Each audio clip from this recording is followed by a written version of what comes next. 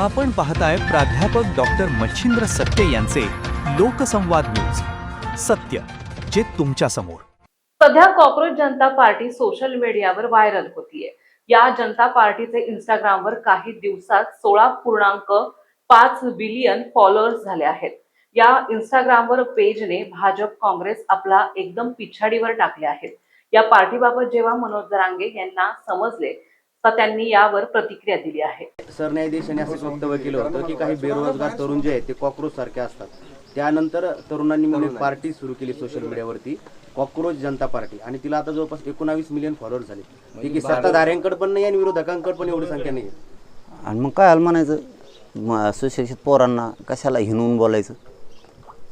हिणूनच बोलले ना. म्हणजे सरकारची विषयीची जी खतखत आहे ना, ही या माध्यमातून दिसते. तर कोणची पार्टी आहे काय आपल्याला नाही माहीत त्याबद्दल, पण एकूण जो तुमच्या बोलण्यातून अर्थ दिसतोय त्याचा अर्थ असा की ती खतखत आहे लोकांची. उदाहरणार्थ एखादी जमीन आहे राजकीय नेत्यांची आणि आजूबाजूनं त्यांनी सगळ्या जमिनी घेतल्या आणि मग ते लोक आल्यावर, त्यांच्या पाहुणे आल्यावर, मित्र आल्यावर काय म्हणतात, ही सगळी जमीन आपली.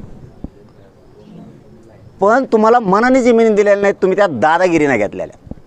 ही खतखत तुम्हाला माहीत नाही, कारण तुम्ही आज हिटलर दादागिरी करतायत, तसली दहशत माजवताय, त्यामुळे लोक भेट आहेत.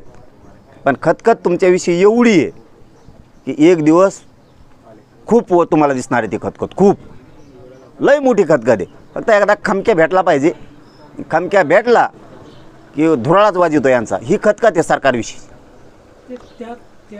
त्यांनी जो ट्विटर काढलेला आहे किंवा एक हँडल काढलेलं त्यावर पण सरकारला बंदी आणली आहे. आणि ते कशावर बंदी आणत नाहीत? ते कशावर बंदी आणत नाहीत? कटणीच्या दुकानावर बंदी आणते. ते इतके हापापलेले ते माल लागतो, फक्त माल. असा खेळ आहे त्यांचा. नाही ऐकलं की लावलीच ती कोण ईडी आणि CBI लावलीच. माणसानं पक्षाकडं, सत्तेकडं स्वतःहून यावं. मला स्वतःहून काम करायचं या भूमिकेचं असलं पाहिजे.